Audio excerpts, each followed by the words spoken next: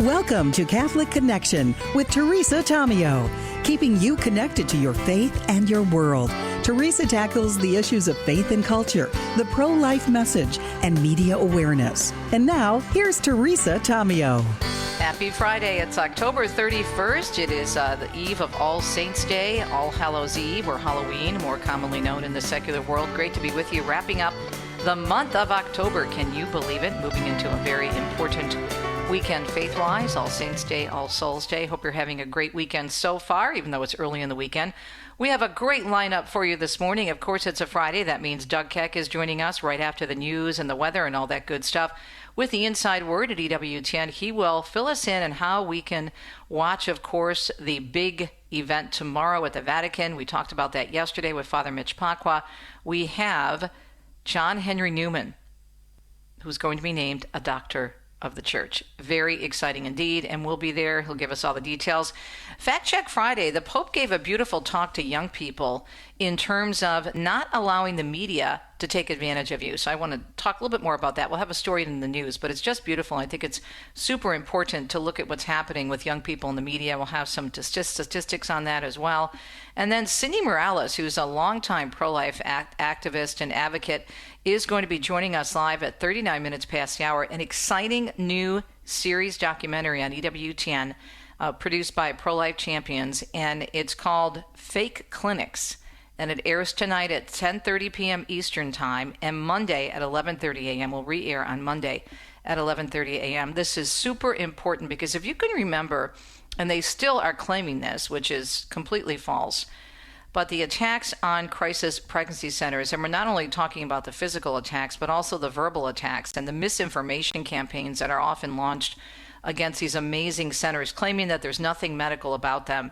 And yet most, if not, I wouldn't say all, but probably would say pretty much most of these clinics now, the pregnancy resource centers, have doctors on hand, have nurses on hand, and they have an opportunity for women to get ultrasound and to get the help that they need.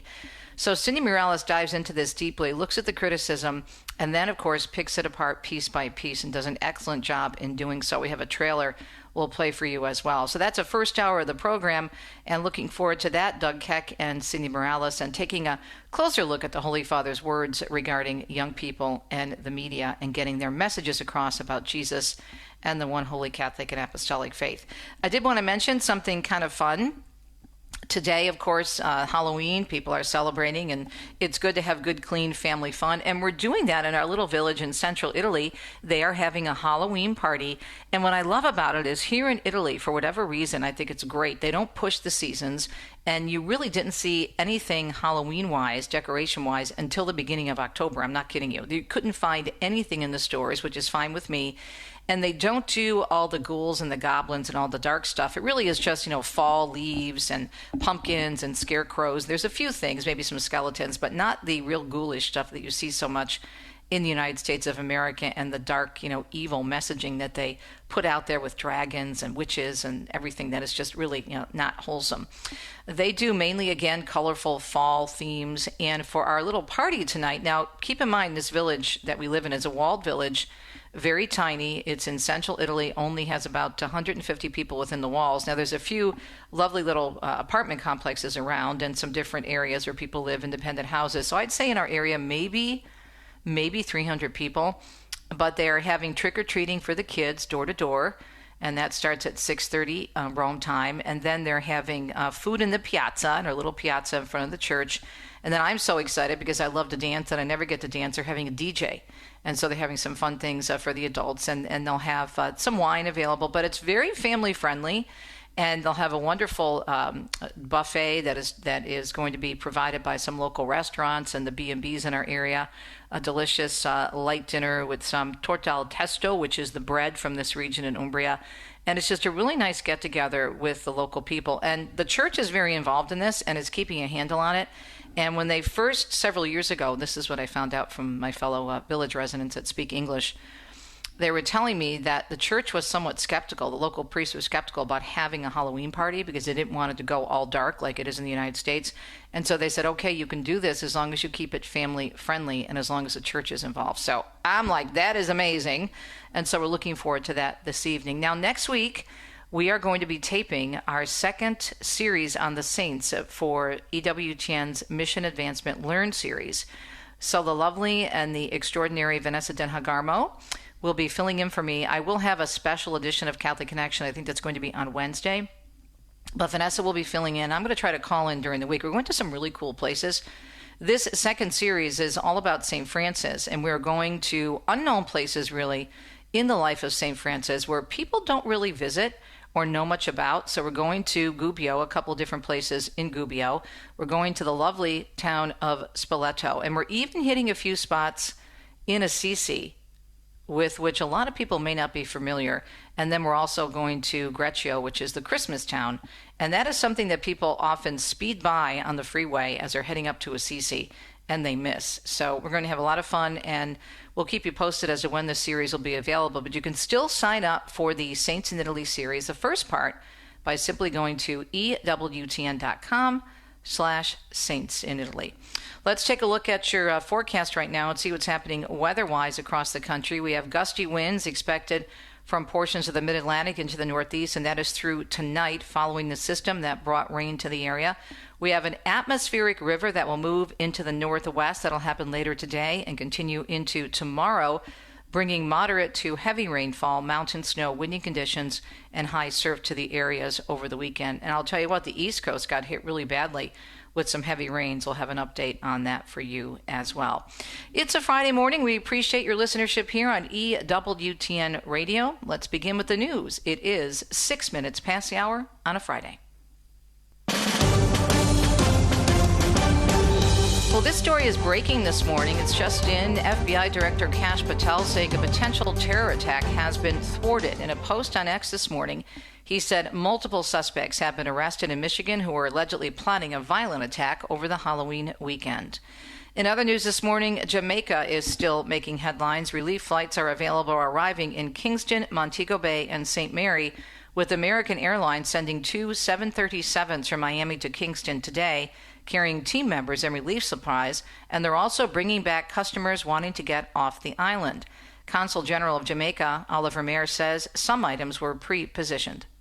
We're going to need help, cash donations, to be able to buy building materials, building supplies, to repair the roofs, or to rebuild back total homes if necessary. Food for the Poor had 250 disaster kits on the ground in 12 of 14 parishes. Global Empowerment Mission also were there early on. And with dozens of deaths blamed on Hurricane Melissa in the Caribbean, the Secretary of State, Marco Rubio, is saying the U.S. is preparing to help. He says the administration is in close contact with governments in the region with rescue and response teams at the ready, along with critical life-saving supplies. He also specifically mentioned Jamaica, the Dominican Republic, the Bahamas, and Haiti, where most of the deaths have been reported. Rubio, whose parents immigrated to the U.S. from Cuba, said storm relief to that island should be coordinated through non-governmental organizations. And Orlando attorney Dan Newland, who was flying at least 3 plane loads of supplies to Kingston with the help of reggae artist Shaggy, he joins the flight in Miami. Newland tells a local TV station, and there could be even more flights to come. If the people are saying, Dan, can you bring more? Can you get more stuff? Then we will fly up, load up, and continue to make flights down. This isn't the first time he's partnered with the reggae star to help children's hospitals in Jamaica, and he also plans to fly standard American tourists there as well. Now, the weather is still making headlines on the East Coast, as we mentioned, with the report from the National Weather Service. We have flash floods becoming real-world realities across New York City and around the tri-state area, thanks to yesterday's rainmaker of a storm. Boonton, New Jersey got 3 inches of rain Thursday afternoon. Parts of New York City got an inch of rain just between 3 and 4 p.m. That caused flooding in basements, killing at least 2 in the city, as well as flooded subway and train lines and streets. FDNY had to rescue a woman from her flooded car in Carroll Gardens, Queens. 2 feet of flooding was reported at a school in the Riverdale section of the Bronx. Parts of Westchester were also hard hit. That's Andrew Whitman reporting from New York City. Continuing the week-long series of events of the Jubilee of the World of Education, the Holy Father, and we'll talk more about this at the bottom of the hour in our Fact Check Friday, meeting with students in the Paul VI Audience Hall yesterday. He began the address by expressing his joy and anticipation for the event as it reminded him of the time he spent teaching math to young students. The Pope first recalling the example of the recently canonized Italian student Pier Giorgio Frassati and two of his mottos. To live without faith, I have that quote in my office, by the way, I love this quote. To live without faith is not living, but simply getting along. And, of course, the well-known To the Heights. Pope Leo then adding his own encouragement to the young students. He says, have the courage to live life to the fullest, stressing they should not settle for fads, appearances, or fleeting pleasures. Rather, the Holy Father added, he challenged them to long for something greater. He said this is a desire of young people who hope and plan for a better society, therefore urging them to strive toward the heights as a beacon of hope. Academy District 20 in Colorado Springs has reversed course and will now allow a high school student there, a senior, to include a religious design in her reserved parking space. Sophia Shoemaker threatened legal action after her artwork featuring a shepherd, sheep, and a Bible verse was rejected under old district rules. No one explained to me why religious imagery wasn't allowed. Christianity and religion is just basically my whole personality, and I just kind of felt left out. The district has since updated its policy to permit religious messaging, saying the change ensures fairness across all schools. Shoemaker's attorneys argued the original decision violated her constitutional rights to free speech and religious expression. The Conservative Political Action Conference, CPAC, launching an initiative to combat Christian persecution domestically and abroad. Catholic News Agency reports as the subject at the heart of its latest summit in the nation's capital. They hosted a summit on ending Christian persecution at the Kennedy Center yesterday. It was part of a wider effort to collaborate with its coalition partners to raise awareness and identity policy solutions to religious targeting of Christians. As Catholics, we are all called to help the most in need and those who are facing persecution here and across the globe. That's according to Mercedes Schlapp, who's a senior fellow, telling CNA, CPAC and our coalition partners have made it a priority to start the CPAC Center for Faith and Liberty, committed to finding policy solutions, working with national and international leaders to bring awareness to the atrocities that we are seeing against our Christian brothers. And she added, we hope to continue this fight and really provide protection and solutions to those persecuted Christians and to those who have died as martyrs and to bring peace to our world. And again, more on that story at CatholicNewsAgency.com.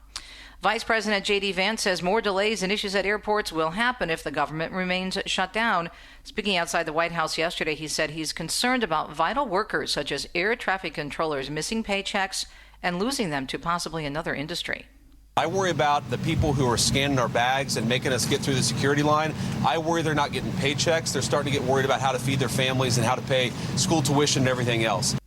The vice president calling on Democrats to come to the table to end the shutdown. He said Republicans are ready to negotiate on any issue Democrats are concerned about. The shutdown in day 31, his comments come just as the FAA issued a ground delay at Reagan National Airport in D.C. yesterday due to staffing shortages as lawmakers attempted to fly out for the weekend. And the U.S. Department of Homeland Security Secretary Kristi Noem is rejecting Governor Pritzker from Illinois, his request to suspend federal immigration enforcement operations in the Chicago area over the holiday weekend coming up. She said they aren't pausing any work they do to keep communities safe. The fact that Governor Pritzker is asking for that is shameful. And I think unfortunate that he doesn't recognize how important the work is that we do to make sure we're bringing criminals to justice. That's a look at the news on a Friday morning, October 31st. We'll be right back to let you know what's coming up on EWTN. You don't want to miss it.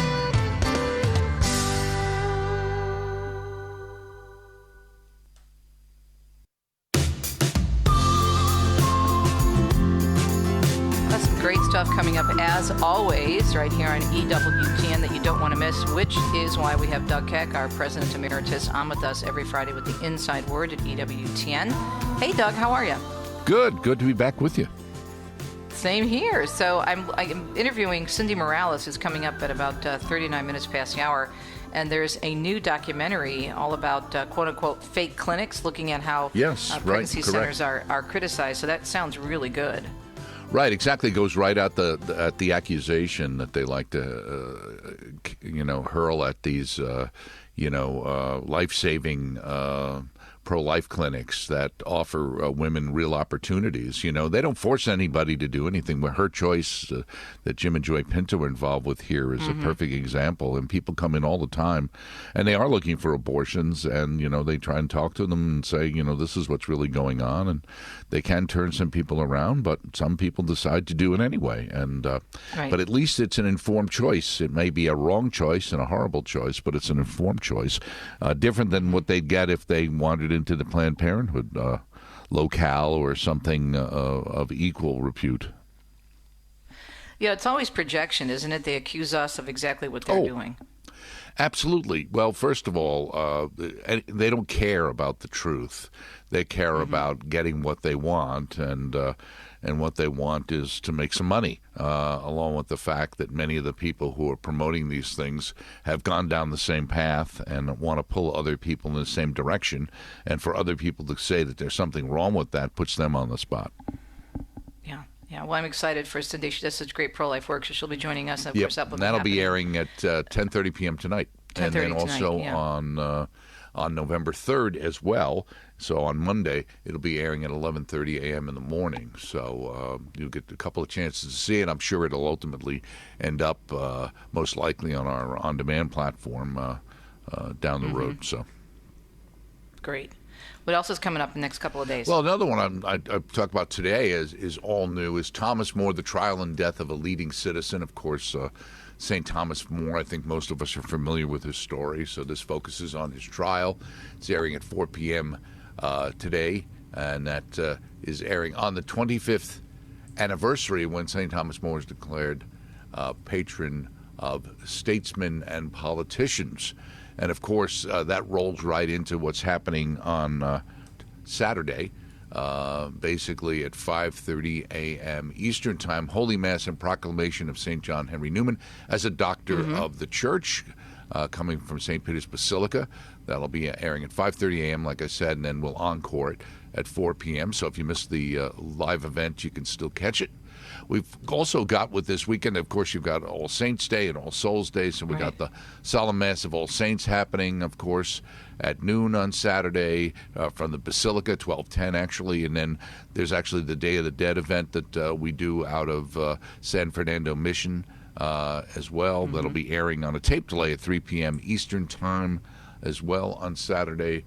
We've also got our St. Martin de Porres movie tomorrow night. Always a popular thing to have that movie on the saint. And then we've got the All Souls commemoration happening as well. And this comes from the Verano Cemetery in Rome, presided over by Pope Leo XIV. That'll be at 10 a.m. on Eastern Time on the 2nd, which is on, of course, Sunday. We've also got a wonderful program we've aired a couple of times. St. Joseph, patron of a happy death, and we've got our own Father Joseph talking about that. So that's a really nice program, and we air it every year. We got Saints and Scoundrels. New episodes is Kateri Tekakwitha takes on Margaret Mead. That should be interesting. We've got choral concert from the commemoration of All Souls as well, coming from the Basilica in Washington on Sunday at 11 p.m. And we've got Defenders of the Faith. Next week, we've got Faith in the Heartland. This is another one, Father Joseph. Those Father Joseph fans, make note.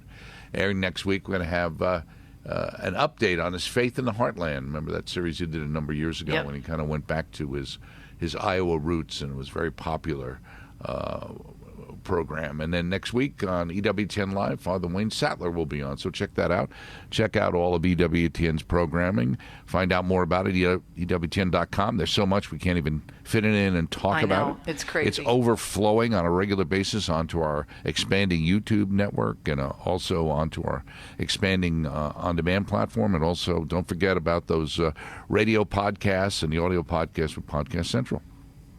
I was wondering if your ears are ringing in a good way. The other day I taped an extended interview with our mutual friend, Father Robert Spitzer. He has this new Magis AI, this new app. So cool. And Doug, I think I asked him maybe 2 questions, and he just went on in such great detail. It's just like, he's amazing. But it was just so interesting. And I plugged, of course, Father Spitzer's Universe, because I love that show that you do with him. But again, he's just one of those incredible resources that we have and that we utilize, I think, quite well at EWTN. Absolutely. And I told them the other day when we did an episode of the Catholic Sphere on having to do with, we did a follow-up on Tim Kaine's immortal statement about how we don't get our rights from God, we get it from the state, heaven forbid. And we did a program on that that'll be airing in the next month. And I told them, prepping for it, I went to Magis AI and, just asked a couple of quick questions and got a lot of great information. That was great background for that. And I told them on the air when we just did the show the other day how helpful it was. So I highly recommend anybody go and check it out, especially because it's incredibly simple. It's not complicated. There's not a lot of pages and layers or platforms to get through to ask the question. You go there and it's right there, and it's very simple, and anybody can use it. What was really interesting is he said that you could ask the app or tell the app that you want, let's say, a 5th grade version, which I would find very helpful because I would. Right. Well, I was asking him, when is he going to help me out with the 3rd grade version? But he said, Doug's, you have to try a little harder. So I understand. No, but his books are a big part of the resources that we use for Absolutely. the app. Well, what the thing was, and a lot of people ask that question, which is to say, well, the concern with AI is garbage in, garbage out, like any other computer-oriented thing, which is it's only as smart as what it's been told information is. And his point was, well, we've got a walled garden where really all the information it's pulling from is basically his source material and other material that he has approved or looked at and said, yes, this is correct. And so you're really in a position where you can be 99.9% sure. There's always something, that's the way it works in life, that the information you're getting is the best information out there. And if it's not, you can update it. Somebody actually wrote us on the show the other day about the fact that they had asked about some information about the miracles that were used for John the 23rd and Paul the 6th canonization, and it kind of gave it some vague information, it wasn't clear and whatever. And that's not exactly true. There's more information, and Father Spitzer said, yeah, we'll go take a look at that and make sure we can update that. So if people are using it and finding things that they think might be missing or could be additive, it's not that there was anything wrong, it's just that there might have been additional information that could be added. But again, he wants to take it slow and make sure that the information you can trust. Are you going to be talking about this on Father Spitzer's Universe with him in the future? Yeah, absolutely. We did a whole show at the beginning of a show a couple of weeks ago talking about it coming and what it was. Oh, good. And on the last show we also talked a little bit about, and again, that question was asked, and we talked about, and I told them about the Catholic Sphere as well. So, yes, and actually there's a voice version that will be coming. The non-voice one is free. The other one, because it does cost money to make it happen, will be available, and it will have the one and only Father Spitzer's voice on it, believe it or not. And so it should be interesting. That will cost some amount of money per month. I don't think it'll be a large amount, but I'm not sure what it is. It's not quite ready yet. Probably, I think no later than by the end of the year, that should be available. You know what's great, though, is that he's vetted everything like 10 times over. Very similar to what we do at EWTN. We don't let anything slip through the cracks. It's got to be vetted. Every author, every interview that we do, people have to have the proper background and be in good standing with the church. But also, if you think about it, Richard and I, my producer, were talking about this with the holidays coming up and how often we get challenged by maybe friends and visitors. It's a great resource to have. If people have a question, you can calmly say, well, let's go to the app. Let's see what the app says. And it's really super helpful, right? And that's the idea. If somebody asks you a question, you don't know the answer, go and go ask the app to give you that backup information. Like you said, the God particle or something simpler like, Christmas really isn't Christmas, etc. So it's a wonderful resource, just like EWTN and EWTN Radio. Amen. EWTN.com. Doug Keck. We'll be right back on a Friday. Stay tuned.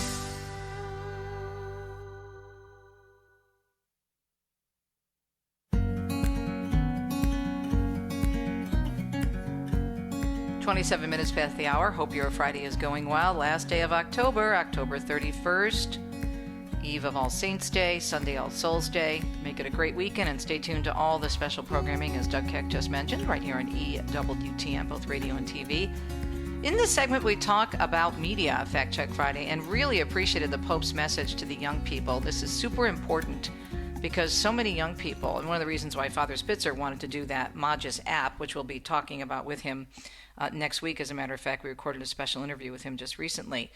But this whole idea of people getting, especially young people, getting so pulled away from reality and the truth, especially the truth about God, with social media, with AI, with so much out there, they're overwhelmed. And so the Pope sat down and talked with them just yesterday. So I just want to share some of his comments. We did have a news story on it, but I want to build on it a little bit. In prepared remarks consigned to members of the International Youth Advisory Body, Pope Leo encouraged young people to focus on the synodality mission and participation in order to counter isolation. He said, be close to Christ and help the church reach out to those on the margins. And on Friday, today actually spoke to them extemporaneously, a body linked to the Dicastery for the Laity, the Family and Life, aiming to bring the perspective of young people to the Holy See on various issues central to the Church's mission. Now, since Tuesday, this organization has a meeting in Rome to reflect on topics that affect young Catholics with the three themes of synodality, mission, and taking part as a focus of their discussions. In his prepared remarks, the Holy Father writes to the members of this group, you represent many of your own peers, and through you they can also speak to the Church. He assured them your voice is heard and taken seriously. Your presence and contribution are invaluable. Now, he talked about being in the social media age and encouraged them, and this is super important, not to live your faith in isolation.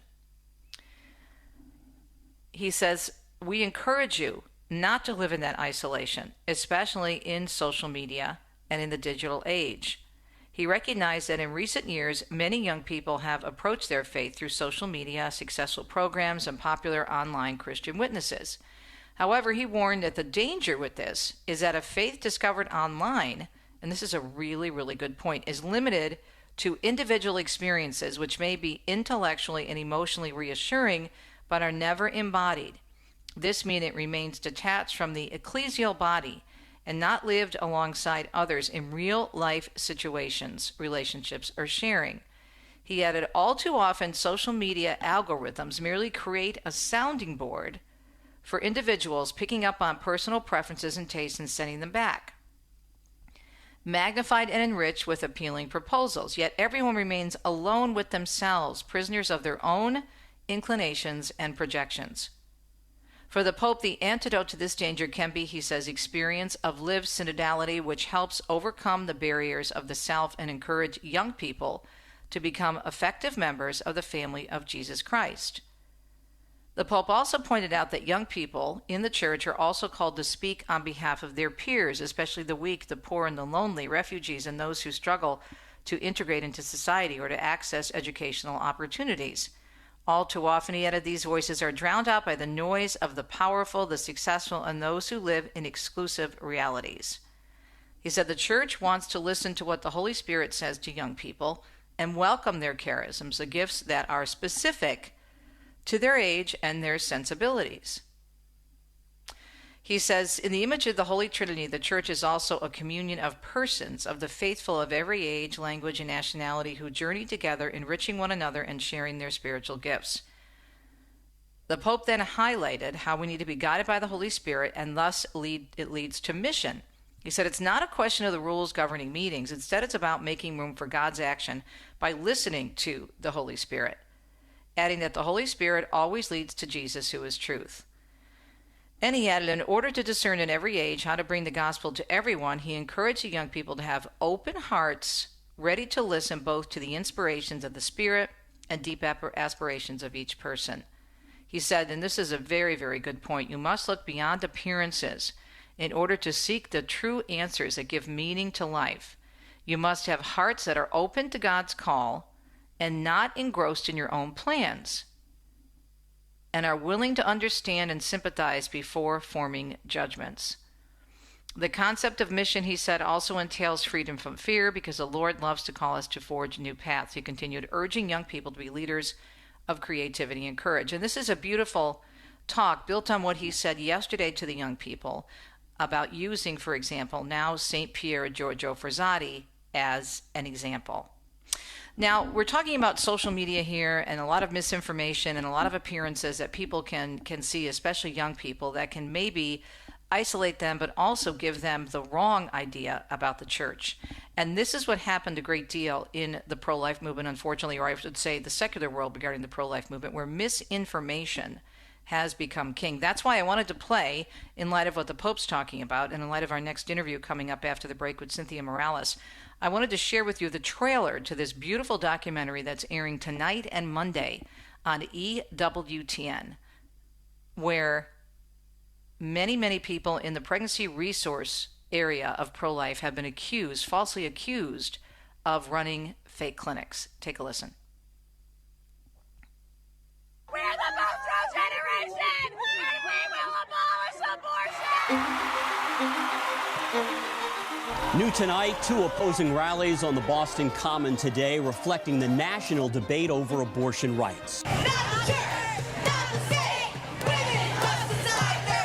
In this extraordinary moment, we must do everything we can to ensure that patients get the health care and reproductive services that they need.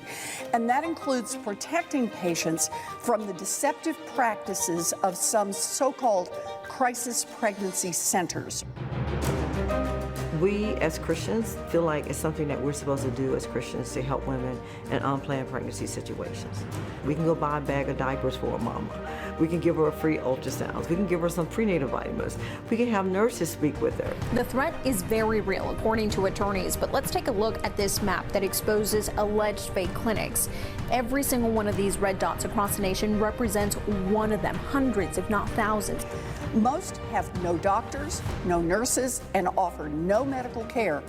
Well, I've been a nurse for 45 years with a bachelor's of science in nursing and biology, and then I went on to get a master's in education. Remember what they're doing. They're putting their crisis pregnancy centers next door to abortion rights centers, and they're directing people to go in their front door or telling them things that aren't true often.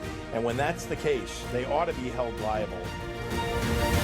When I came across Pregnancy Help Center, my boyfriend at the time said it's a trap. He said that they are going to trick you, it's not real.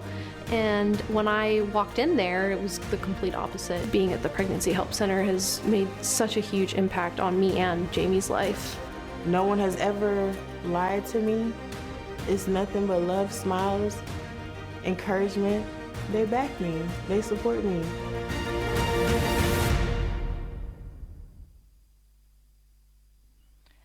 An amazing documentary that'll be airing tonight and Monday. Cynthia Morales will be with us to explain, and this ties directly into what the Holy Father is talking about with young people in terms of media, that they should not settle for fads, appearances, fleeting pleasures, or misinformation, which has happened so much in the secular culture, especially with the secular media and the pro-life movement. The Holy Father challenging young people to long for something greater, starting with and focusing on the truth, as in truth with a capital T, Jesus Christ and their Catholic faith. We'll be right back.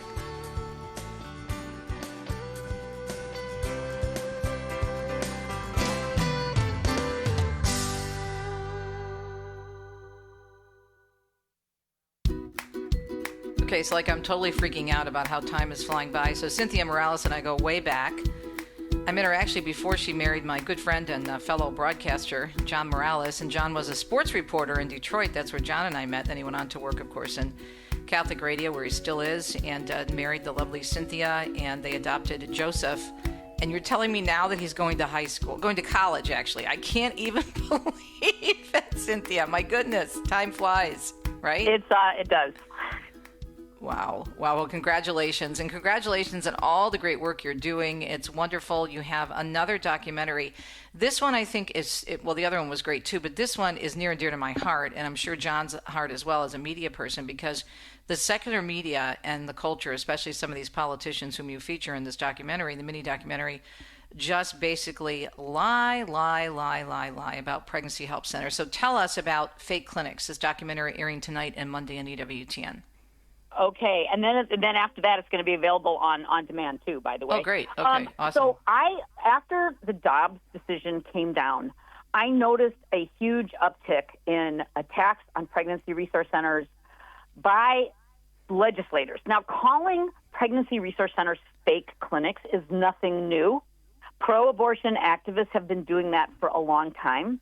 But once Dobbs came down, the establishment Democrats and other pro-choice legislators, they kind of freaked out, and they really ramped up their attacks. Although I have to say, there were actually attacks before Dobbs too. So the kinds of legislation that are attacking pregnancy help centers have to do mostly with misinformation. The bill that Elizabeth Warren introduced right after Dobbs at the federal level, I always get the name of it mixed up. I think it's called Stop Anti-Abortion Misinformation or something like that. It was not passed. It did not pass. But it basically accused pregnancy resource centers or pregnancy help centers of lying to women to get in, like pretending to be, you're pretending to be a comprehensive health clinic. So in their view, if you don't offer abortion, then you're not a comprehensive health clinic. That's pretty much where they're coming from. So there's no deception at all in these clinics. Most of them belong to a national organization like Heartbeat or CareNet or NIFLA. And those organizations they have standards. And one of the biggest standards is that you don't lie to people. And there's a very practical reason for that, too. If you lie to somebody, you're not able to build trust. And these are relationships. Pregnancy help centers build relationships with women that last for years. And you can't have a relationship that's built on lies. So there is no deception, but this is what they're accused of. They're accused of using false advertising, of coercing women into choosing life, of giving false information about the risks of abortion. Once you get in there, you're lied to about abortion, and you're even lied to about how old your baby is. This is all what they say. And that they don't have professionals working there. They pretend to be medical, but they're not. That's everything that they're doing. That's exactly everything they're doing in the abortion mills. It's so much projection, Cindy. Well, that's exactly true. They are the ones that give misinformation. They are the ones that tell women this isn't really a baby or it's just a clump of cells. They don't allow women to see their ultrasound. Whereas in pregnancy help centers, most pregnancy help centers now have ultrasound, which is something new. 20 years ago, that was not true. Now it is. And they show the woman right there. They have a big screen so they can see the baby really well. And right on there is the age of the baby. It's calculated by the machine, not by a human. So they're not going to be telling any stories about how old your baby is. So anyway, I wanted to make this film. Sorry? Go ahead, finish. I was just going to say, if you look at the problems of Planned Parenthood, right? Yeah, I was really, Planned Parenthood is horrible. And, of course, there's all the other independent guys, too, out there. There's not just Planned Parenthood. But they all tell the same lies. They accuse us of telling lies. And I wanted to highlight the attack on pregnancy help centers that has really ramped up. And I also wanted to show what they really do. So that's really what we do in the film. And so it's airing tonight and then Monday on EWTN. Where can they find it in general after the EWTN airing so they can go back and share it, Cynthia? Eventually, not yet, but eventually it's going to be on our YouTube channel, which is called Shout My Story, because it's part of our Shout My Story project. But also, I would think it would be super duper awesome if people took this film and brought it to their church or the school that they're affiliated with to share. Because it's really amazing to me how many people, even Catholics, even people in the pro-life movement, they're a little fuzzy on what pregnancy help centers do. So when they are faced with an attack, they don't know how to answer because they're like, wow, what do you mean they lie? Wow, that sounds really bad. They don't know how to answer it. So this film is intended to be educational, informational, and also to empower people to answer the attacks. I am preparing, although it is not done yet, a fact sheet / study guide to go with it. Good. So that people have it written as well as visual. And so hopefully that'll be done in the very near future so I can attach it to the film. If somebody would like to show it in their church or in a school that they're affiliated with, they can always reach me at info@shoutmystory.org. All right. Let me remind folks, Fake Clinics will air tonight, 10:30 p.m. Eastern on EWTN Television, and then Monday again, 11:30 a.m. Eastern Time. Again, we're talking with Cynthia Morales, Executive Director of Pro-Life Champions, prolifechampions.com, on the mini-documentary Fake Clinics. This is super important. And Cindy, I love the idea of not only showing it in churches and schools, but why not show it in OCIA when they're talking about morality and when they're talking about the teachings, right, the core teachings of the church? Because think, as you just said, so many Catholics even are not sure what pregnancy resource centers do, what they're all about, and they may have been greatly influenced by the stories in the secular media and the politicians. I agree. Yeah, that's a great idea. I mean, it's going to be free. There's no license attached. It'll be able to be downloaded from YouTube if you can do that. I can give people links if they can't download it.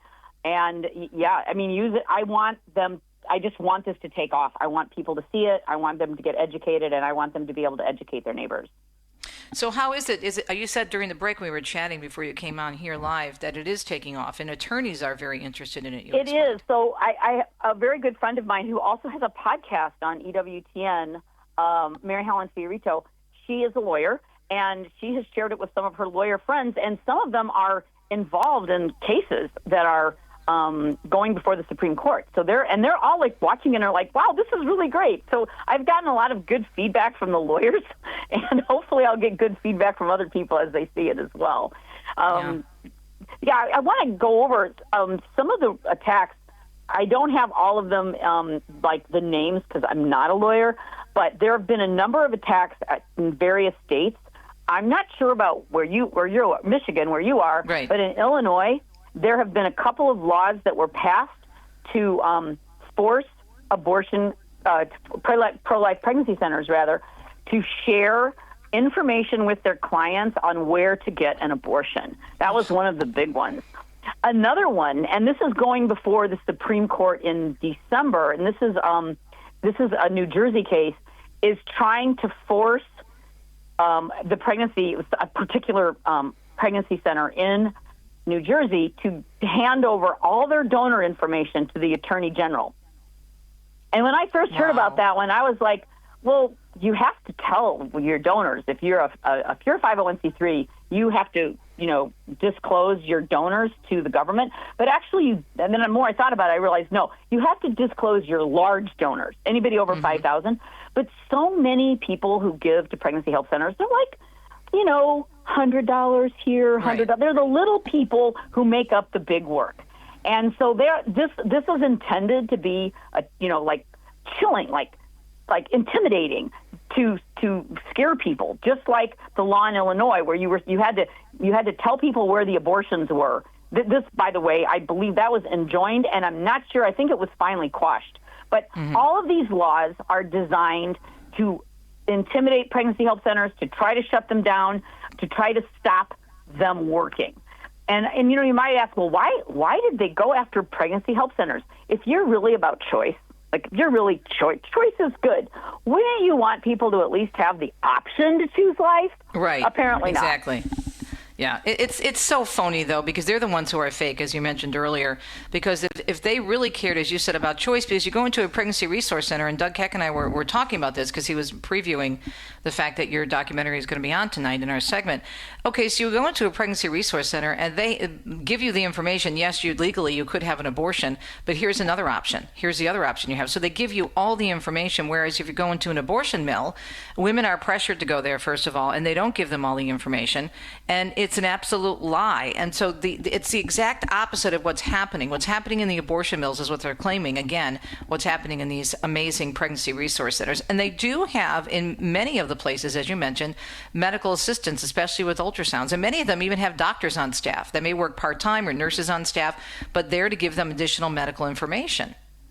Exactly. So one of the accusations is that pregnancy health centers pretend to be medical, but they're really not. In fact, I have seen, I don't remember where, the accusation that, little old church ladies were putting on white coats and pretending to be some sort of medical person when they're just little old church ladies. But that isn't true. Once upon a time, when pregnancy health centers first started back in the 70s, they really weren't medical. They were church ladies, and they weren't pretending to be anything but church ladies. Places like Birthright, for example, which is a very, very long-established pregnancy health center, a bunch of them all over the place, they were there to counsel women to choose life, and they would give assistance. One of the things pregnancy health centers have always done is give material assistance to women in crisis. Diapers, formula, clothing for their born children. This has always been true. But over the last 20 years, especially with the help of the Knights of Columbus, the majority of pregnancy health centers now offer ultrasounds, and they'll say right on their website, we offer limited medical medical assistance, such as ultrasounds, pregnancy tests. A lot of health centers now are doing sexually transmitted disease testing. They're trying to be like more holistic in their approach. So they do, but they don't. But what they do right on their websites, and this is required by all of these different national organizations. You list what you do on your website. Abortion is conspicuously absent, and most of them say right on their website, we do not offer abortions, nor do we refer for abortions. So there's no deception. Nobody's pretending to be anything. But again, I think from the pro-abortion side, if you don't offer abortion, that means you're not a legitimate clinic. That's the only service that makes you legitimate in their minds. Imagine if there was a bill, Teresa, the opposite bill. They pass a bill saying Planned Parenthood has to tell people where the pregnancy help centers are. Well, you know what's funny about that, and you and I know this because we've been involved in the pro-life movement for a long time. I've had women tell me that when they've gone to Planned Parenthood and they decided not, or another abortion facility, they've decided not to have, abortion, and they ask them, well, where can I get support? What they really need, as you and I both know, is support. They need clothes, they need food, they need some sort of financial help. And what do? The abortion facilities do? They send them to the pregnancy resource centers. So they're talking out of both sides of their mouth. They're saying they're horrible, but then when women really need something and they need help, really grassroots help, where do they send them? They do send them to the pregnancy resource centers. They point I've to the place actually never heard of them sending them for help, but I have heard them sending them for the ultrasound, because the pregnancy help centers...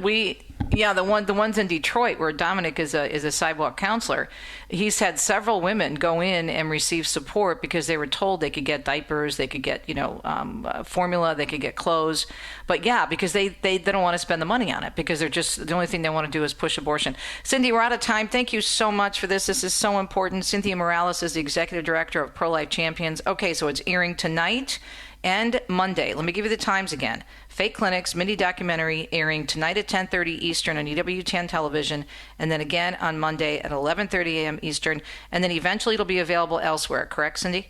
Yeah, it'll be on EWTN On Demand, and also you'll be able to get it from me if you want to show it at your church. Again, info@shoutmystory.org.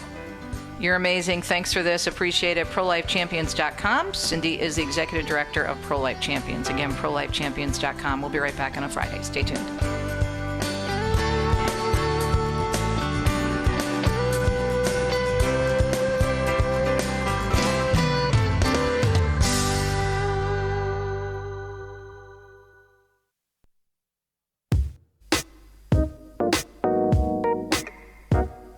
Almost 55 minutes past the hour. It's a Friday. It's October 31st, the last day of October. Oh my goodness, time flies.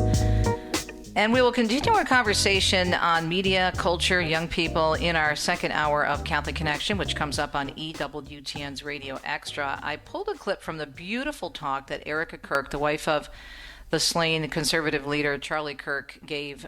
What's today? I think she gave it Wednesday. J.D. Vance was there. This was at Old Miss. You should have seen the crowd. If you do a search for the event, people were lined up hours before, and there was one shot that I saw. They were following the line of people, and it was snaking around the auditorium where the event was, and it was very rainy and a very, very bad day weather-wise. Anyhow, she made some very important comments about young people standing up for their faith and speaking truth and bowing to no one but the King of Kings. It's so well said. Speaking of which, someone who will carry on that theme will be our guest at 10:30. We'll have two segments with one of my good friends from our Veritas radio network on the East Coast. And Joe Reciniello has a new book all about how Catholic men will change America from the front line. Now, this ties in with, of course, the message of Charlie Kirk, who encouraged men to give up the crazy lifestyle, to get married, raise a family, and do what matters most. So I think it should be a good hour again this morning in the second hour of Catholic Connection. Just a reminder, Cindy's wonderful documentary will air this evening on EWTN television, as she mentioned and Doug mentioned earlier, 10:30 p.m. Eastern this evening, and then Monday, 11:30 a.m. It'll be also on EWTN Demand after that. If you can't watch it tonight, make sure you do and share it with as many people as possible. More Catholic Connection coming your way on a Friday, October 31st on EWTN's Radio Extra.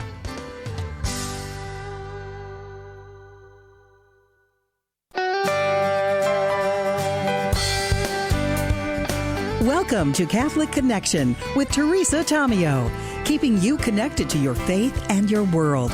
Teresa tackles the issues of faith and culture, the pro-life message, and media awareness. And now, here's Teresa Tamio.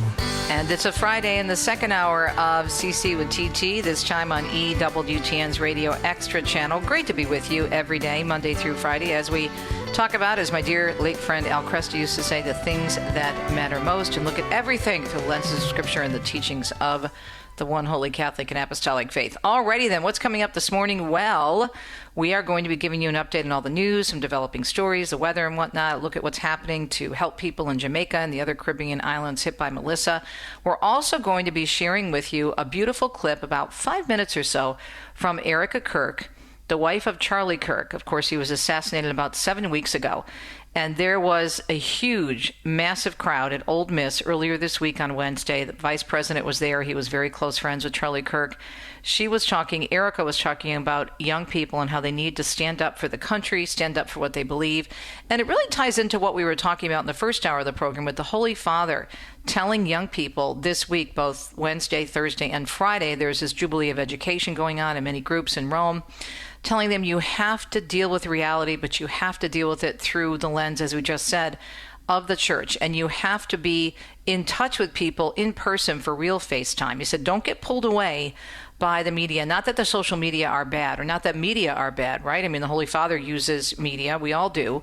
But that we understand the difference between what is being presented on some areas of media, which can be very damaging, or the reality of the situation in terms of the dignity of the human person and having FaceTime with those people. So we'll discuss this, and you'll hear from Erika Kirk and how she's encouraging young people to stand strong and to really be the next Charlie Kirks out there to make a difference.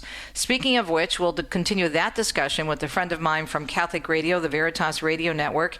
Joe Reciniello has a beautiful book out called How Catholic Men Will Change America from the Front Line. It's endorsed by many EWTN personalities, so excited to have Joe on. They do a great job. They've Joe and Joe, two Joes who do a wonderful show, actually called From the Front Line with Joe and Joe on Veritas Radio. So we'll have two segments with Joe Reciniello talking about his book, Catholic Men Will Change America from the Front Line. Let's take a look at the forecast from the National Weather Service before we get to the news for you on a Friday morning. Gusty winds are expected from portions of the Mid-Atlantic to the Northeast, and this will be with us through the night, following the system that brought rain to the area. And we have an atmospheric river will move into the northwest. That'll happen later today into tomorrow morning, and that will bring moderate to heavy rainfall, mountain snow, windy conditions, and high surf to the area over the weekend. It is the eve of All Saints Day. Sunday is All Souls Day. Hope you have a great Halloween. Have some good, clean fun with your family. If you were listening in the first hour, I told you we have a little wonderful little Halloween party going on in our village here, and I'm so excited. The kids will be trick-or-treating door to door, and then we'll have a nice dinner in our little piazza in front of our church, and they're going to serve us wine and just be a nice, very family-friendly event, and really looking forward to it. But what I love about what they do here in Italy, they don't push the seasons. You didn't really start, as I said earlier, seeing Halloween decorations until the end of September, early October. And when do we see them in the States, right? 4th of July? Or maybe even sooner. And so, again, they don't push the seasons. They let people enjoy. And so I'll tell you all about that next week. Right now, though, almost 4 minutes past the hour. We have a ton of news to get through. So let's take a look at what's happening here on a Friday on EWTN's Radio Extra. Well, the FBI Director Kash Patel says a potential terror attack has been thwarted. In a post on X this morning, he said multiple suspects have been arrested in Michigan who were allegedly plotting a violent attack over this Halloween weekend. In other news, as we mentioned, giving you an update on the situation in the Caribbean after Hurricane Melissa, relief flights are arriving in Kingston, Montego Bay, and St. Mary, Jamaica, with American Airlines sending 2 737s from Miami to Kingston today, carrying team members and relief supplies, and they're bringing back customers wanting to get off the island. Here's the Consul General of Jamaica, Oliver Mayer. We're going to need help, cash donations, to be able to buy building materials, building supplies, to repair the roofs, or to rebuild back total homes if necessary. Food for the Poor, he says, already has 250 disaster kits on the ground in 12 of 14 parishes in the island nation. Meanwhile, with dozens of deaths blamed on Hurricane Melissa in the Caribbean, the Secretary of State, Marco Rubio, says the U.S. is prepared to help. He says the administration is in close contact with governments in the region with rescue and response teams at the ready, along with critical life-saving supplies. He specifically mentioned Jamaica, the Dominican Republic, the Bahamas, and Haiti, where most of the deaths have already been reported. Rubio, whose parents immigrated to the U.S. from Cuba, said storm relief to that island should be coordinated through non-governmental organizations. Orlando attorney Dan Newland is also pitching in. He's flying at least 3 plane loads of supplies to Kingston with the help of a reggae artist who joins the flight in Miami. Newland tells a local TV station, and there could be even more flights coming. If the people are saying, Dan, can you bring more? Can you get more stuff? Then we will fly up, load up, and continue to make flights down.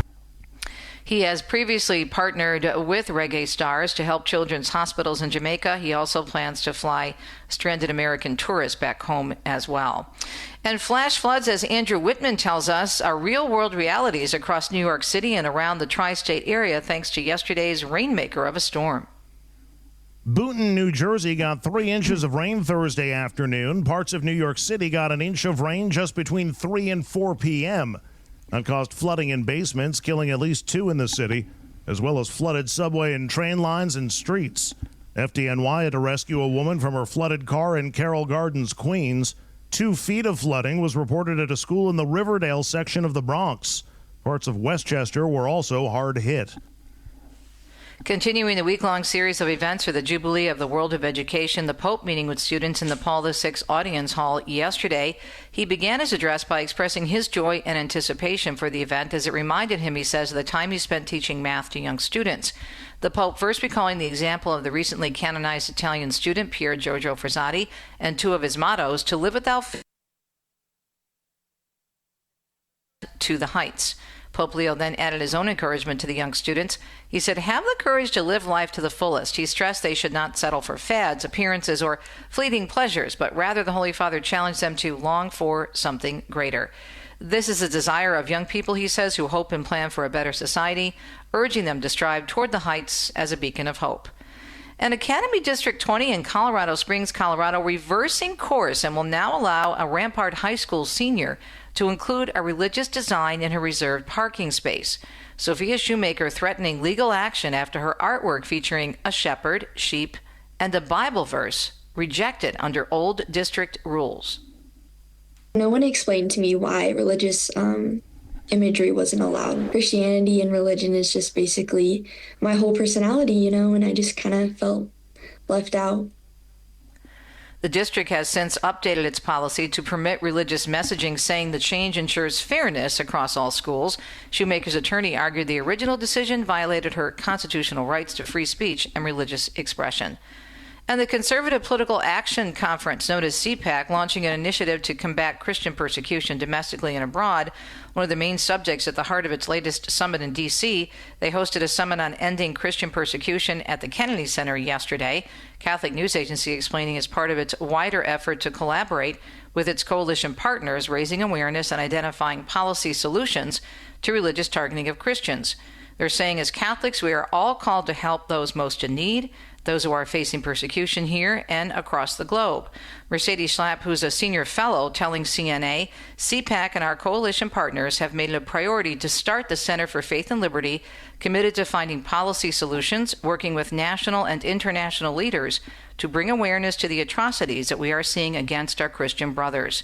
She says we hope to continue in this fight and really provide protection and solutions to those persecuted Christians, to those who have died as martyrs, and to bring peace to our world, she added. And Vice President J.D. Vance says more delays and issues at airports will happen if the government remains closed.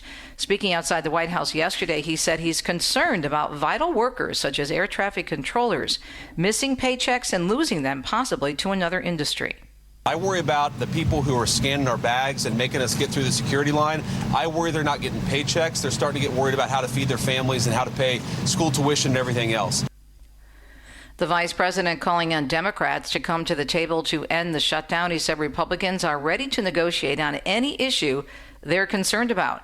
The shutdown is in day 31. His comments coming as the FAA issued a ground delay at Reagan National yesterday due to staffing shortages. This as lawmakers are attempting to fly out for the weekend. And the U.S. Department of Homeland Security Secretary Kristi Noem is rejecting Governor Pritzker's request to suspend federal immigration enforcement operations in the Windy City this weekend. Noem saying they aren't pausing any work they do to keep communities safe. The fact that Governor Pritzker is asking for that is shameful, and I think unfortunate that he doesn't recognize how important the work is that we do to make sure we're bringing criminals to justice. Pritzker making the plea in a letter sent to Noem saying Illinois families deserve to spend Halloween weekend without fear. The letter follows reports that federal agents deployed tear gas during a children's parade this past weekend on the northwest side of Chicago. Daniel Martindale tells us LA firefighters reportedly ordered to leave the scene of the smaller brush fire that later reignited into the Palisades fire. That's despite complaining that the ground was still smoldering and rocks were still hot to the touch. This is according to the LA Times after reviewing firefighters' text messages from January. The 8-acre Lackman fire started on the morning of January 1st. After the fire was declared contained the next day, firefighters were told by their battalion chief to pack up and leave the area. The remnants of the fire turned into the massive Palisades fire during a major Santa Ana wind event on January 7th. Thousands of homes were destroyed and 12 people died. I'm Daniel Martindale. And California's energy policy is apparently raising some concerns for national security, with a new report calling them a clear and present threat. The report, detailed in the California Globe, indicating the state's strict regulations on oil and gas production jeopardize military readiness along the West Coast. California is producing less than 25% of its own petroleum while importing over 65%. And the report says a lack of domestic refining capacity could lead to fuel shortages for military bases during conflicts. And a gambling investigation has rocked the NBA, and it will likely have a ripple effect in the state of Texas, where there's a debate about now legalizing sports betting. The lieutenant governor believes that the costs of gambling far outweigh the benefits, and things like this NBA scandal just reinforce his belief that he is fighting the right fight. That's Rice University professor Mark Jones, who has run polling on gambling. His latest finding that 60% support for legalized online sports betting, but he thinks that will now plummet over concerns of corruption. And Prince Andrew is being stripped of his title and will now be known as Andrew Mountbatten Windsor. Buckingham Palace made the announcement yesterday. The palace also said a formal notice had been served for Andrew to leave his home at the Royal Lodge close to Windsor Castle. The changes come as the royals face growing pressure over the ties to sex offender Jeffrey Epstein.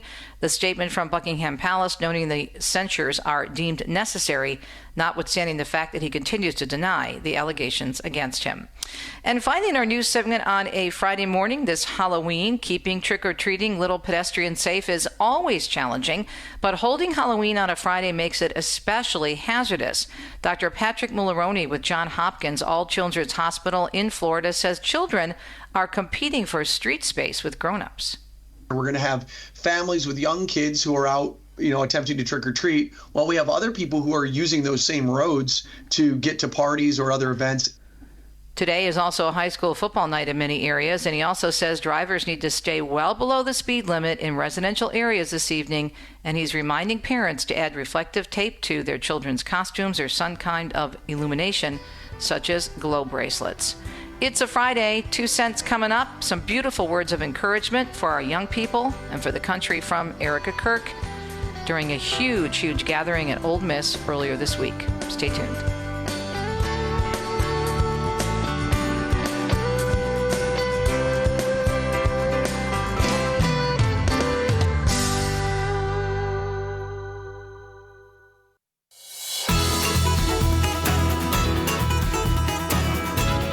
It's a Friday. It's October 31st, 2025. Great to be with you on EWTN's second hour of Catholic Connection on EWTN's Radio Extra.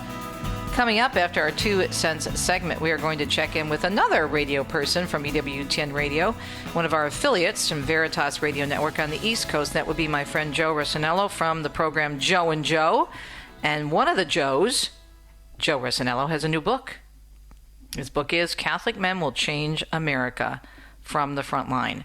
And so we'll discuss what Catholic men can do and are doing to make a difference. And what's interesting is this ties in directly with our 2 cent segment this morning, because Charlie Kirk, if you remember, could have been, from what I understand, there's a lot of discussion, haven't had that confirmed yet, but apparently he may have been thinking or praying and discerning coming into the Catholic Church, because his wife Erika is Catholic. And he also, if you remember, was talking an awful lot about the Blessed Mother, Mary, and encouraging evangelical Christians to rethink Mary and not to dismiss her as merely just a conduit for the incarnation.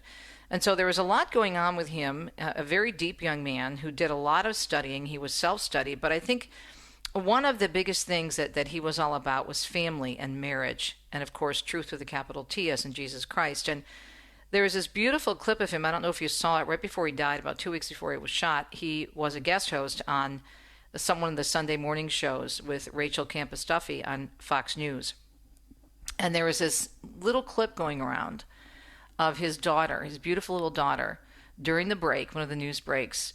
She runs up to him on set, and he jumps in her arms. Daddy, Daddy. She jumps in his arms. Daddy, Daddy, Daddy. And he said, isn't it the best? So he put that out on Twitter or on X and all of his social media outlets, and he said, this is the best. Doesn't get any better than this. For guys out there, I'm paraphrasing, but he said, quit the partying, quit doing irresponsible things, get married, have a family, be a man.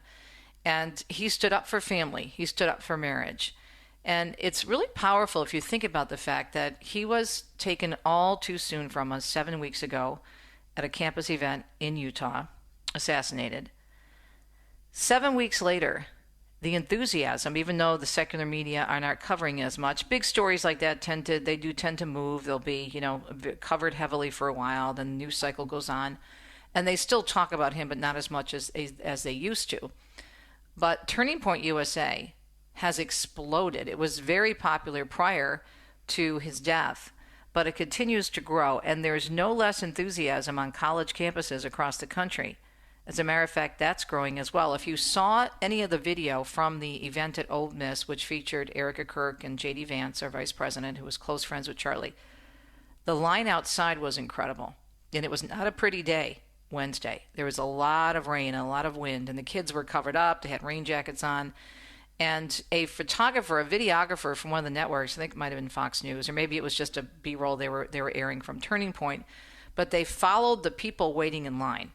From the entrance to the auditorium, they went down the line, and it kept going and going and going and going and snaked all the way around the auditorium. So obviously there's still a great deal of enthusiasm, even more so for the great work of Charlie Kirk. And so Erika Kirk, along the lines of what the Holy Father was talking about this week with young people, reminded the young people that they needed to be not afraid, to stand up for truth and family, and to be leaders. Take a listen.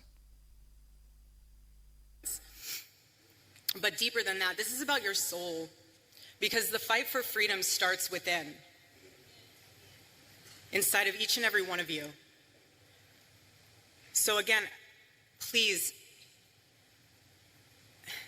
stand firm against the wickedness of the devil and the schemes of man. Be alert, because his tactics are so clever. What he'll do is he will find one thing. He will find fear, he'll find disappointment, he will find one thing, and he will wedge it in between you and the Lord, and he will make it grow. He will make it grow so much that you lose sight. It becomes this, almost like an eclipse, where the truth is hidden behind it. And yes, the light's still there, but you can't see it anymore. That's the enemy's tactic. And the bottom line is that the enemy doesn't need to change your theology. He just needs to change your vision. And if he can get in your head and blur your vision and distort your vision, he'll do it. He'll do whatever he can. But what the enemy forgets, though, is that the presence of a shadow is proof that there is light. He forgets that.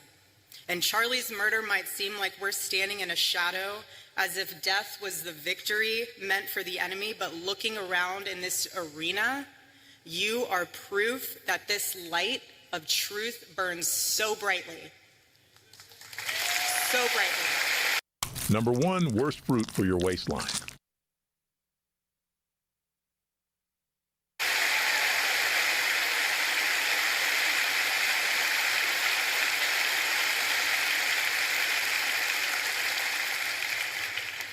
The Lord is calling you to rise.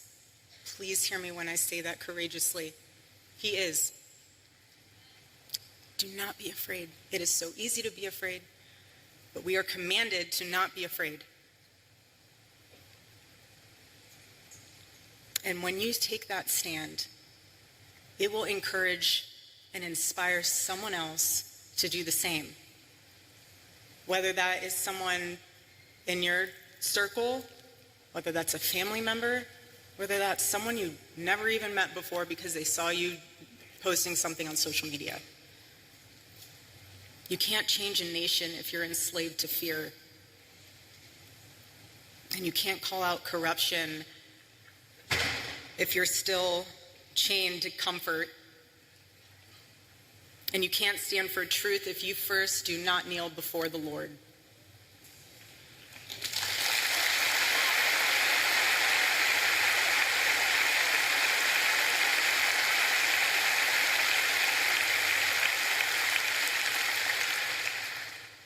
And I know I keep saying it, but I'm trying to drive home a point with you all being labeled as the courageous generation, because this generation will decide if America remembers who she is or if she'll forget. And I believe with all my heart that God placed you here now in Ole Miss, not by accident, but by assignment. There is no mistake that you are here in this stadium and arena today. No mistake. God doesn't make mistakes. Doesn't make mistakes. And when being on this campus, I think of 18-year-old Charlie, who would always say, you know, when I started this, I had no money, no connections, and I had no idea what I was doing. But what he did know what he was doing is that he was obeying the Lord. He was obeying what the Lord had placed inside of his heart to fight for. He did.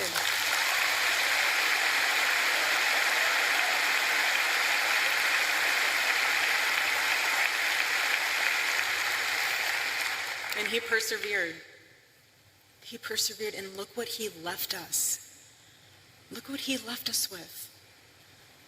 He didn't leave us empty-handed. He built a machine, and all of you are a part of that. Again, the heartbeat of Turning Point USA. That's what happens when you obey the Lord. A movement like this, it becomes unstoppable. It becomes the revival that it is. And I just want this to be the generation that says, we will not apologize for loving our country first. We will not be silent about our faith. We will not back down when the world tells us to kneel, because we bow only to the King of Kings. Amen. Preach it, sister. We bow only to the King of Kings.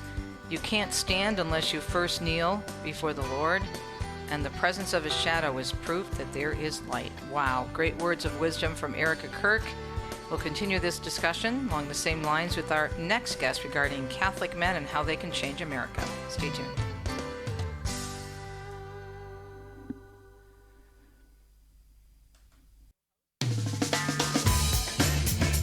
Great to catch up with a fellow radio host. Joe Reciniello is from Veritas Radio. The show is Joe and Joe, and this particular Joe, no ordinary Joe, has just released a book, Catholic Men Will Change America, from the front lines. And Joe, great to have you on the program. Congratulations on the book. So you have always been outspoken on your program, very strong in the faith. What prompted you to put down some of your thoughts and concerns into a book? I'm glad you did, but what prompted that? Thanks for joining us. It's an interesting question. It's kind of weird to say. It was through fasting. I basically started to fast more. And I've always read Scripture. I read the Magnificat every morning over coffee. Right. That's been my practice for some time.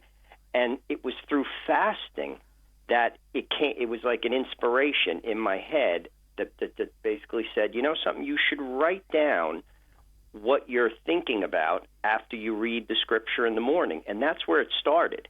And from it, I've been doing this now since August of 2024. I have over 400 reflections. I do a page a day before I go to work. And there it is. There was the book.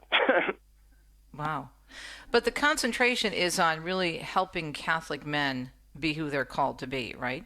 Absolutely. I mean, I am not an academic. I'm a very regular person. I mean, I'm educated, but I'm a father of 5, and it basically I want to just demonstrate that if I could do it, anyone could do it. Reading the Scripture every day, the Magnificat, is not that time consuming, and living a sacramental life also is not that time consuming. Basic things: pray the rosary every day, take your family to church, go to confession regularly. These are first principles, and I think if men just focused on first principles, great things would happen, starting in the family, and then it would circle outward. I think America needs men, particularly Catholic men, to lead that charge. I think the church in that particular sector in America, focusing on men, it's weak. Mostly women are leading the charge, and we have to step up. Why do you think it is that mostly women are leading the charge? What's happened, do you think, over the years? You know, I think that it's been feminized, the church, in the sense that, like, men don't understand that it's masculine to be a man of God. I mean, I actually believe that. Like the rosary, when someone thinks of the rosary, they think of an old lady. No, the rosary is for everyone, particularly the family. But men have to be the priest of their home. I mean, this is that's actually biblical. I mean, we have to be the priest of our home. And if you look at statistics, when men are that priest in the home, the children follow. I think it's like 70% of the time when a man is the leader of their faith in the home, the children continue practicing the faith. That's not dogmatic statistics, that's sociological statistics. And I mean, from my perspective, I mean, I have 5 children, and obviously I want what's best for my children. What's best for my children is Christ and and the church. I want them to practice the faith. They're not always going to be in my house. Soon, you know, they're going to be on their own. They're going to be making decisions, and I have to form those decisions now. Talking with author, speaker, and radio host Joe Reciniello. His new book is Catholic Men Will Change America, Advent Reflections from the Front Line. It's a paperback book. You can find it on Amazon. Advent Reflections, can you believe we're almost into that season already? This is super important to have a resource, I think, Joe, for men to use during the Advent season. 100%. I mean, I think we focus a lot on Lent, and we should, but Advent is a mini Lent. It's a time to prepare for the coming of Christ, his birth. And it's a time to fast. It's a time to pray more, just like we do at Lent.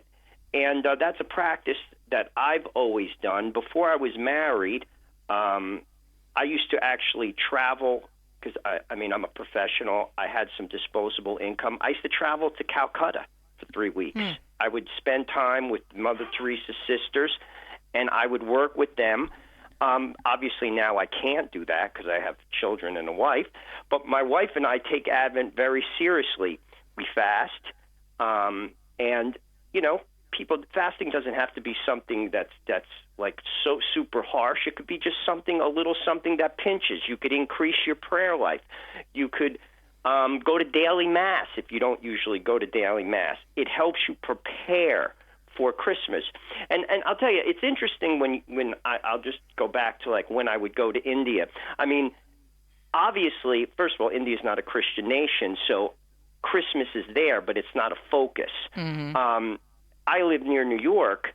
It's so like commercialized. Like when I go through Port Authority, when I go into work, you got the lights, you got everything. And when I would come back from India, it would be like completely the opposite. And then I'd land in JFK Airport, and I'd just be like, oh my gosh, it's Christmas. You know what I mean? Like we forget that Christmas is about Christ. It's not about the material.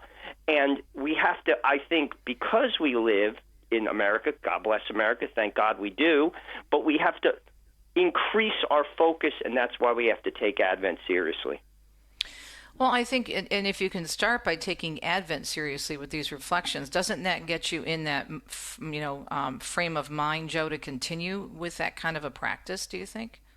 You know, that's a great point, and that's like, I think, Advent and Lent. I think sometimes when we do something, like, for instance, read a reflection, which is one page, takes 2 minutes, those are habit-forming, like, processes. That's what Lent is about. That's what Advent's about. And you make a great point, Teresa. After you establish a habit, you continue it. It only helps your life, it helps your family life, and it helps your spiritual life. I love the Magnificat. I use it every single day. Of course, Dom is a deacon, and he uses the Liturgy of the Hours. He has to pray the hours. But I think the Magnificat, and I'd love your take on this, is kind of like a miniature Liturgy of the Hours, don't you think? Because the way it's broken up. Absolutely. You have everything in there. You have the Psalms, you have the readings, and what I like, because I've actually thought about going to the Liturgy of the Hours. I don't know how to do it. You have to figure it out with all those, like, flags and the like page turners. I don't understand it. I'd have to like read. Well, they do have apps for it now, which helps, but it can be a little bit confusing at times. But what I like about the Magnificat is it has the saints. Every day it gives you a couple saints, and I've learned so much about. I mean, obviously we all know about the big saints, but all types of saints. You know, people from all over the world. And that's another thing that basically has educated me from that. I think it's a great periodical, and it's very reasonably priced. No, I love the Magnificat, and they have artwork in there, and their articles are great. They have wonderful reflections from different people every month, and they have a conversion story, of the month. We're talking with author Joe Reciniello, who also is a host on Veritas Catholic Radio. His book is out now, and it's been out for a little while. Catholic Men Will Change America: Advent Reflections from the Front Line. Before we take a break, I just want to read at least one of your endorsements, but many of the endorsements come from EWTN folks, including our very own Mike Aquilina. He says, I'm a frequent guest on Joe's radio show. I know this much. An hour now and then is not enough for conversation with the guy. It seems like we're just getting started, and then we're out of time. That's why I'm so happy about this book. It's an easy way to keep the conversation going and talk with Joe while talking with God. All about the most important things, from our friend Mike Aquilina, EWTN host and best-selling author. We'll be right back. More with Joe from Joe and Joe on Veritas Radio. Stay tuned.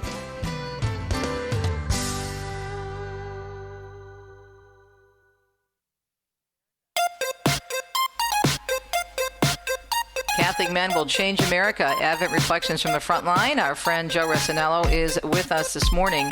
And again, he has great endorsements for this new book. We mentioned Mike Aquilina. Also, how about Bear Wozniak? Joe Reciniello's reflections share the common sense of a man who lives a deeply spiritual life in the midst of everyman challenges, and the upward yearning of a soul in love with and sold out to God. His reflections give you traction and give you no excuses. As we say in the surf in Hawaii, don't be a poser. He dares us to get real with God. And of course, Bear is a radio host from EWTN and a world champion surfer. Also, my friend Joseph Pierce endorsing in as well. Joe knows that Jesus is the way, the truth, and the life. He knows the way and shows it to us. He tells the truth, and he tells it like it is. No nonsense, common sense, uncommon wisdom. A man alive, fully alive in the life of Christ. You've got some amazing endorsements here, Joe. Yeah, I'll be honest. I've been very blessed, to be honest with you, with our radio show. To me, even, you too, to meet wonderful people. It's funny, like, over the years, we've been doing the radio show now for 4 years. Like, sometimes we'll talk to someone like a theologian from like Gregorian or something in Rome. And I even say to these people, like, why are you talking to me? I can't even believe I'm talking to this person. Like, honestly, there's been times like we just interviewed Cardinal Ouellette.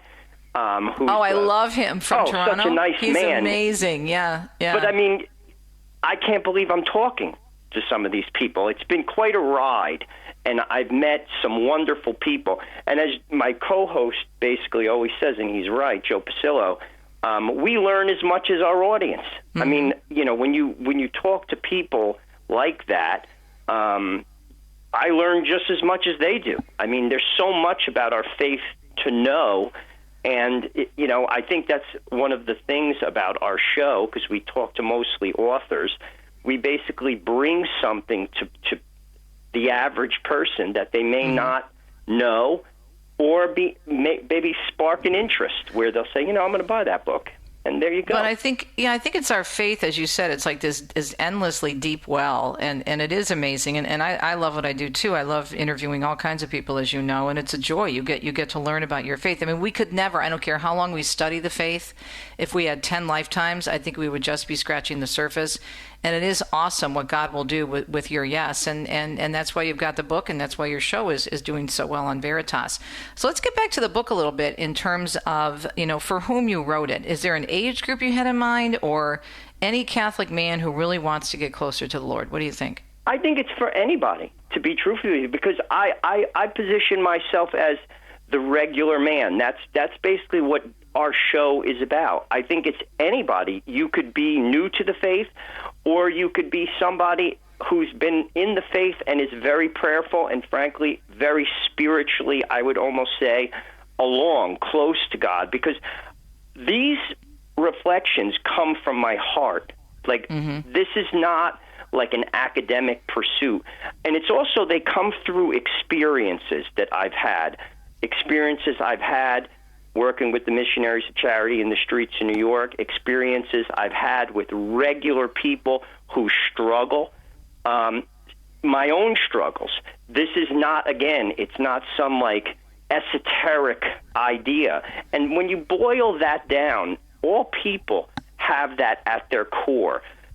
All of us are searching for something. And I also think people, it resonates with people, and at least I've noticed this, and I'm sure you have too, because you've been on the radio and you understand people as I do. I think it comes with us being Italian, to be honest with you, but that's another conversation. But I think, to be truthful with you, it resonates with people when you're honest. Right, when you're sincere. From the heart. When you're sincere, right? Yes. Yeah. Like, people could appreciate that, no matter where they are in life, no matter who they are. And that's what this book is about. And I think it's very clear when people read it that comes off. Mm-hmm. Now, you say the front lines. You're talking about the front lines of life, as we're discussing right now, right? Absolutely. Absolutely. I mean, Christ meets us where we are, whether, you are a professional person, whether you're a blue-collar worker, whether you're single, whether you're a priest, whether you're a married couple. He meets us where we are, and that is the front line. And while priests have a role, obviously they have a big role, but the laity has a role, and that's what our show is about, and that's what the book addresses. Yeah, it's a great resource. So talking with Joe Reciniello, his book is Catholic Men Will Change America, Advent Reflections from the Front Line. And boy, what a great time to promote this, because Advent is, it's going to be soon upon us, and of course the Christmas season as well. Would you like to see this? And this just popped into my head, probably the Holy Spirit, because I'm not that smart, but I would love to see this in a men's group. Do you think it would work for that as well? Well, it's funny you say that. Michael Garino, who is a good friend of mine, he lives in the Tampa area. He recently organized a massive rally in an arena in Tampa, and he ordered 100 of the books. Wow. So ideally, I think that would be a good venue for it. I think men should meet regularly, and they should pray together. We have to build community. That's something, again, I think our church could work on. The evangelical church is much better at that than we are. I mean, there are good churches that do that, Catholic churches. I don't want to paint a wide, stroke. But We need community, and it's particularly men. It doesn't have to be like a big thing. It could be Saturday morning, you have a cup of coffee, you sit down, and maybe you read the scripture, or you just talk about something, a book. That is helpful, because ultimately you have to know in this life that you're not alone. Right. Because it's hard to live your faith on the front line, in the real world. Let's be honest. And you need to know that people stand with you. And I think men need that more than ever. I think with the reflections, it makes it easy for a men's group, because you could read the reflections and then just, say, hey, what do you think about this? And go around the room, right? Absolutely. Like I said, it doesn't have to be anything crazy. Basically you read it and then people just discuss it, basically speak from their heart. Does that resonate with you? Again, I'm not an academic. I don't pretend like I am. I always say I went to school in Jersey City like your mother, Teresa. I went to Harvard on the Hudson. That's how I always... Harvard on the Hudson. So, I mean, that's where it comes from. It comes from the heart. And frankly, a lot of the greatest saints were very regular people. Like, obviously, you have the big saints like Bonaventure and Augustine and Aquinas. They were brilliant people. But a lot of them were just normal people. St. Joseph, very normal person. St. Francis, very normal person. I think people have to think in those terms. I think the faith has to be boiled down to its essence. First principles. We have to get back to first principles. These are things we can control. There's so much we can't control. I mean, you're in Catholic, social media, so am I, and obviously I have my finger on the pulse of that. When you sometimes look at these exchanges, people are arguing about things we have no control about. Right. None. Right. I don't even get involved. But I say to myself, why are we focusing on what we can't control? Focus on what you can. What you can do is pray the rosary. Go to confession regularly. Go to Mass regularly. If you just touch on those things and do them consistently, read the scripture every day, go to adoration once a week, you will be transformed. And in that transformation, you'll transform your family and you will transform your community. Yep. And it starts with the individual. And that's why I think we were talking during the break earlier that Charlie Kirk's death had such an impact on people. He talked right before he died. He was a guest host on Fox News, if you remember, on Sunday. And his little daughter came running in during the break, and Daddy, Daddy, Daddy jumped in his lap. And then he put out a tweet or a post on X that said, this is the best. This is what life is all about. Get back to the basics. Have a family. Get married. Have a family. Pray. Be a man. And the basic stuff we've gotten so far away from, Joe. I agree. Charlie Kirk, to be honest with you, was the best of us. He married a Catholic. I think that was providential, and probably because he was a young man, God was moving him forward. I mean, a lot of times that happens, that one spouse moves another one forward, in whether it's the man or the woman, for that matter. But he was the best of us. That tragedy was a blow to us all, in plain English. It says a lot about where we are as a country. How could you don't have to agree with him on everything. How could you vilify such a person? What's good is bad, and what's bad is good. And that's why we, as Catholics, have to recognize things as they are and face them. And nothing is better than practicing your faith. That's the answer. I mean, everyone's looking for political... That's not the answer. Right. The answer is sanctification. We have to sanctify society. And if you ask me, Catholics, we have all the tools to do that. We have the sacraments. We have everything. We have Our Lady. Are we using them?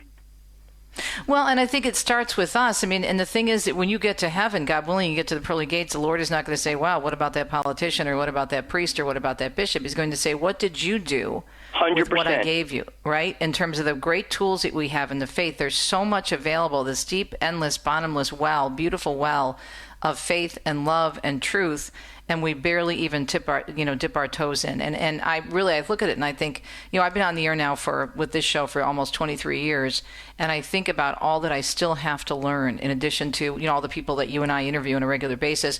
I'm still learning, Joe. You never stop learning. And if we would just get back to that, as you said, we could, as you mentioned in the headline, in your, title, change the world, change America. People think, again, getting back to Magnificat, saints change the world. Pope Benedict said that. In fact, he said they're the only people that change the world. They're the real movers and shakers. Do we aspire to be a saint? Even if it's not a saint with a capital S, a lowercase s, that means you go to heaven. That's all that means. But holy people change things. When you encounter a holy person, I mean a legitimately holy person, you never forget that person. Whether they were a nun, a priest, or frankly, a lay person, you'll never forget that person. If we only aspired to be that person, if we aspired for our children to be those type of people, and that is available only through grace. Because high-achieving people, and that's great. It's good to be a high-achieving person. But what is the primary focus of your life? Right. We can't self-manufacture a holy life. It's grace, but we have to avail ourselves to it. If that is our driving motivation, we will shake the foundations of the world, as the saints did. They were regular people. Look at who Jesus picked. They were smelly fishermen. They were. And look what they did. Right. Why? Without social media, right? Without Catholic radio, without, all this stuff. Joe, we're out of time, but listen, God bless you for doing this book. You're a treasure, and so glad that we've gotten to know each other over the years. You can get the book on Amazon. And again, let me give you the title. It's Catholic Men Will Change America, Advent Reflections from the Front Line. What a great thing to get, especially now. Right now would be a great time to get it. Again, Joe Reciniello. His name is spelled Reciniello. And he went to school in Jersey City, New Jersey, where I was born. Yeah, I'm a Jersey girl. You got that right. You can take the girl out of Jersey, but you can't take the Jersey out of the girl or the guy. Right, Joe? Love it. All right, my friend. Great to talk to you, and hopefully we'll have you back on again soon. Again, get the book. Get the book for the man in your life. Catholic Men Will Change America, Advent Reflections from the Front Line. Stay tuned.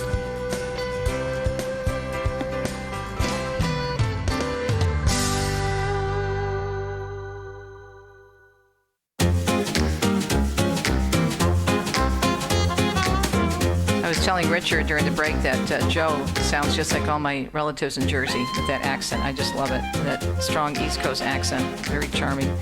He's a dynamo, and he's so faithful. And I love the fact that he's just someone who is taking his faith seriously in his life and wants to share it with other people. It's not that complicated. We make it so complicated. So a great book to have from our friend Joe Reciniello. Okay. Coming up on Monday, my little sister from Another Mister, as I always say, Vanessa Denhagarmo from Epiphany Communications, will be joining you as your host on Monday. And also Tuesday. Wednesday, I'll be back with you. And then Thursday, V will be back because I start taping the second EWTN Mission Advancement Learn series on the Saints of Italy. This one in particular, Saint Francis of Assisi. We're calling it the Unknown Francis. And we're going to places with which people are probably not that familiar. That's the whole point, because he traveled so many areas, not just Assisi and not just Rome. He went to Rome to get approval for the Franciscans Minor.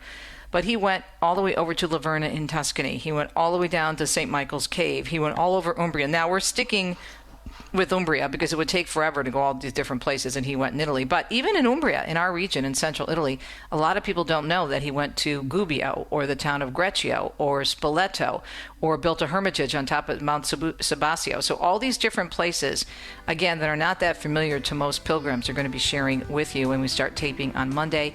And we wrap up on Thursday. Vanessa will be in along with Matt Swaim and Gail Buckley and all kinds of good stuff on a Monday. Have a great weekend. Enjoy Halloween. Be safe and keep Christ at the center of everything. Talk to you soon.